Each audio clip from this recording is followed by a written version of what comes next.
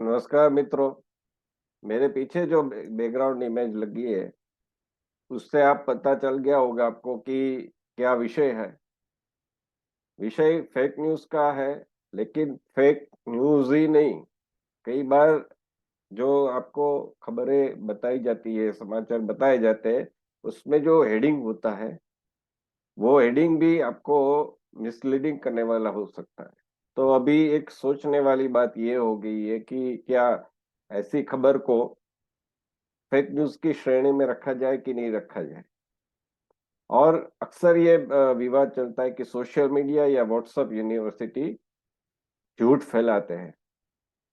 और ये कहने वाला वर्ग है वो मेन स्ट्रीम मीडिया का एक वर्ग है। पूरे मेन स्ट्रीम मीडिया झूठ फैलाता है ऐसा कहने का मेरा प्रयास नहीं है, क्योंकि मैं भी मेन स्ट्रीम मीडिया का हिस्सा हूँ। मैं जर्नलिस्ट हूँ, कॉलमिस्ट हूँ, एनालिस्ट हूँ, पॉलिटिकल एनालिस्ट, टीवी डिबेट्स में आता हूँ। तो मैं ये नहीं कहता कि पूरा मेन स्ट्रीम मीडिया ऐसा करता है, लेकिन मेन स्ट्रीम मीडिया का कुछ वर्ग ये जरूर करता है। और वो कहता है कि सोशल मीडिया में या फिर व्हाट्सएप यूनिवर्सिटी में झूठ फैलाया जाता है। तो आप हम हमारे पर विश्वास रखिए, सोशल मीडिया पर नहीं। वो इसलिए कहता है क्योंकि सोशल मीडिया में अभी मेन स्ट्रीम मीडिया का ये जो वर्ग है उसका झूठ है वो पकड़ा जा रहा है। और कई बातें मतलब आज मेन स्ट्रीम मीडिया का जो कुछ वर्ग है उसने इस न्यूज़पेपर में या टेलीविजन चैनल पर ये खबर इस तरह से बताई, और पिछली बार पिछली सरकार में ये खबर को इस तरह से बताया गया था। जैसे हाल ही में रवीश कुमार का एक वीडियो प्रचलित हुआ जिसमें मनमोहन सिंह सरकार के समय वो 5 के आसपास जीडीपी रहा था। तो उस समय लोग कह रहे थे कि खराब स्थिति है अर्थतंत्र की। तो उसके ऊपर वो कहते हैं कि क्या हम रोंदू तो नहीं बन गए। मतलब वो बचाव कर रहे थे मनमोहन सिंह सरकार का। लेकिन वही रवीश कुमार मोदी सरकार में 5% जीडीपी के लिए सरकार की भरपूर आलोचना कर रहे हैं। तो ये मेन स्ट्रीम मीडिया का जो वर्ग है उसके डबल स्टैंडर्ड्स अब सोशल मीडिया के जरिए बाहर आ रहे हैं, लोगों के सामने आ रहे हैं। तो लोगों का विश्वास मेन स्ट्रीम मीडिया के ऊपर से अभी घट रहा है। ये घट रहा है, वो पूरा समाप्त ना हो जाए इसकी चिंता मेन स्ट्रीम मीडिया को स्वयं करनी होगी। इसके लिए आप किसी के पर दोषारोपण नहीं कर सकते। और हाल ही में जो एक नया उदाहरण सामने आया है मेन स्ट्रीम मीडिया के इस वर्ग का, वो ये है कि केंद्रीय मंत्री जितेंद्र सिंह, उन्होंने संसद में राम सेतु पर एक निर्दलीय सांसद के द्वारा पूछे गए प्रश्न के उत्तर में जो कहा, तो उसमें उन्होंने ऐसा नहीं कहा कि राम सेतु के लिए कोई सबूत नहीं है, साक्ष्य नहीं है, प्रमाण नहीं है।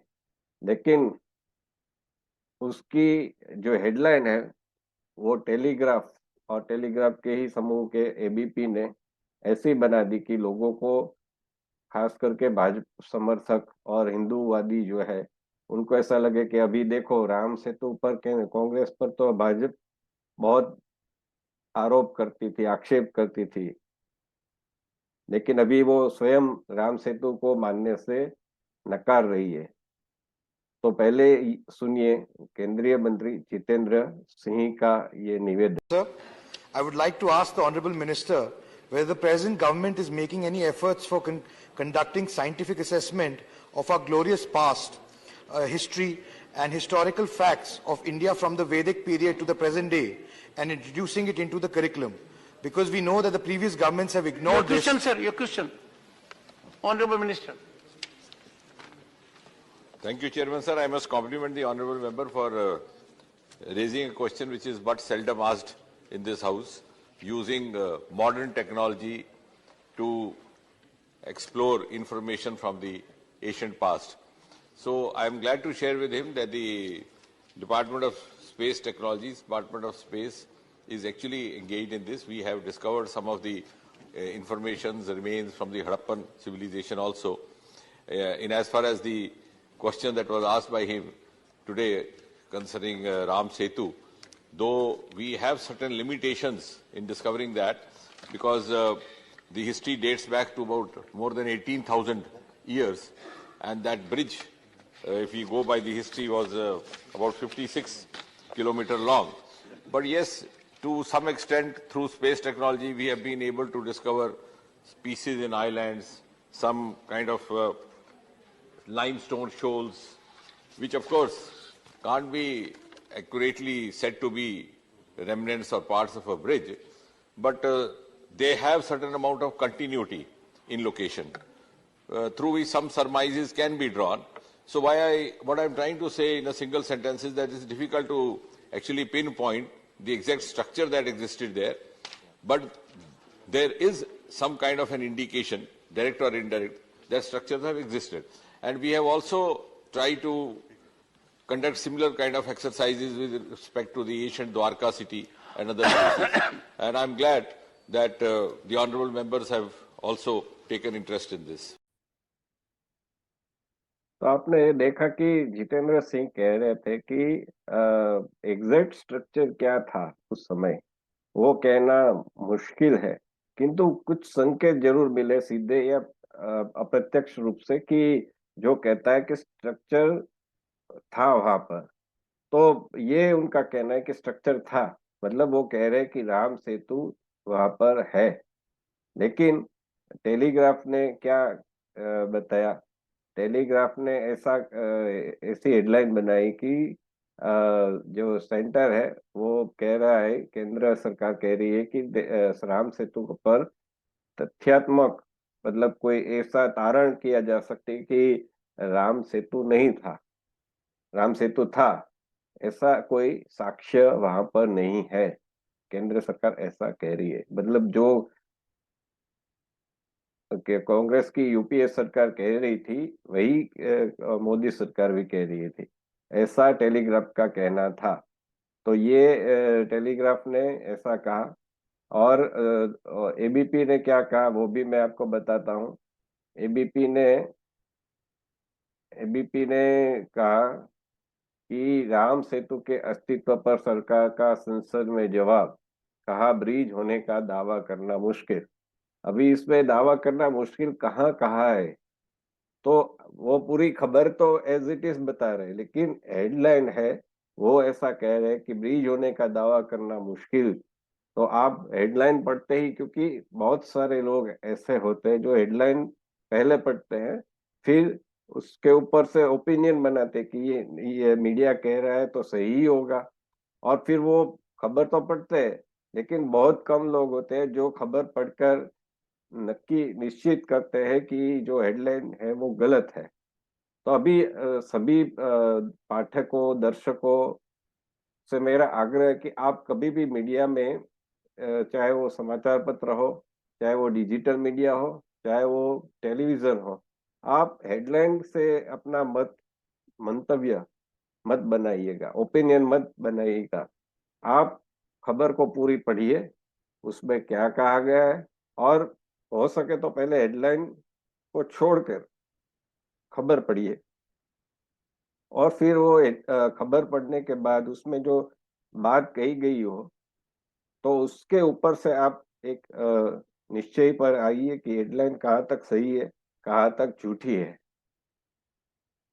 तो कई बार क्या होता है कि हेडलाइन में लिख देते हैं कि एक घोटाला बाहर आया, तो आपको लगता है कि नहीं, मीडिया कह रहा है तो घोटाला बाहर आया ही होगा, लेकिन उसके ऊपर कई बार जो गुजराती में हम टोपी बोलते हैं कि उसके ऊपर एक छोटी सी हेडलाइन होती है न्यूज़पेपर में, उसके ऊपर लिखा होता है छोटे अक्षर में कि कांग्रेस का आरोप।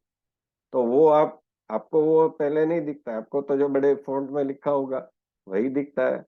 तो आप वो बड़े फॉन्ट में लिखी हुई बात को अपने मन में बांध लेते हैं कि नहीं ये सही है, फिर आप वो पढ़ते हैं नहीं पढ़ते हैं, क्योंकि मेन हेडलाइन ही सब लोग पढ़ते हैं, उसके ऊपर एक एक अक्षर कोई पढ़ता नहीं है। और टेलीविजन में भी ऐसा होता है, टेलीविजन में भी जो हेडलाइंस आती है, चाहे वो सिर्फ टेक्स्ट के रूप में हो, चाहे वो एंकर द्वारा बोली गई हेडलाइंस हो, तो ऐसी कई हेडलाइंस में भी ऐसा हो सकता है। और मैं ये नहीं कह रहा कि सोशल मीडिया झूठ नहीं बोले, तो सोशल मीडिया में भी कई यूट्यूब चैनल ऐसे भी है जो फेक न्यूज के जैसे हेडलाइन बनाते हैं कि मोदी जी ने दे दिया त्याग पत्र, और फिर आप उसमें देखेंगे तो उसका कुछ उल्लेख ही नहीं होगा। एक सनसनी फैलाने के लिए ऐसी वो उनका जो थंबनेल होता है, जिसके ऊपर लिखा होता है, फोटो भी होता है और टेक्स्ट भी लिखा होता है, और उसके नीचे हेडिंग भी लिखा होता है, उसके द्वारा आप उसमें वीडियो देखने का मन बनाते हैं, या फिर अगर आपको सही नहीं लगता है तो आप छोड़ देते हैं। तो ऐसे कई यूट्यूब चैनल भी है, ऐसे कई डिजिटल मीडिया भी जो कि मशरूम की तरह निकल पड़े, तो ऐसा भी है। तो आपको अभी निरीक्षण करना होगा कि कौन सा दूध है, कौन सा पानी है, वो आपको परखने की क्षमता डेवलप करनी होगी। वरना ये जो कई बार नहीं होता है कि म्यूचुअल फंड उसमें डिस्क्लेमर है, वो बहुत छोटे अक्षर में लिखा होता है।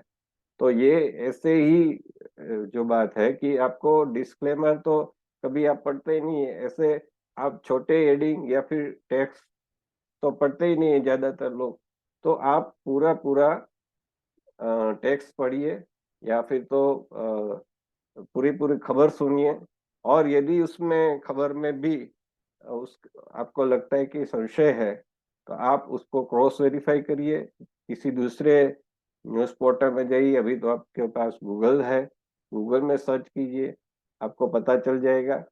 तो मेन स्ट्रीम मीडिया हो या सोशल मीडिया, दोनों को अपनी रिस्पॉन्सिबिलिटी निभानी पड़ेगी। वरना फिर मेन स्ट्रीम मीडिया हो या फिर सोशल मीडिया, उसके ऊपर से लोगों का विश्वास वो उठ जाएगा, तो दोनों के अस्तित्व पर संकट आ जाएगा। आज के लिए इतना ही। आपको ये वीडियो कैसा लगा, आप कमेंट करके बता सकते हैं। नमस्कार, धन्यवाद।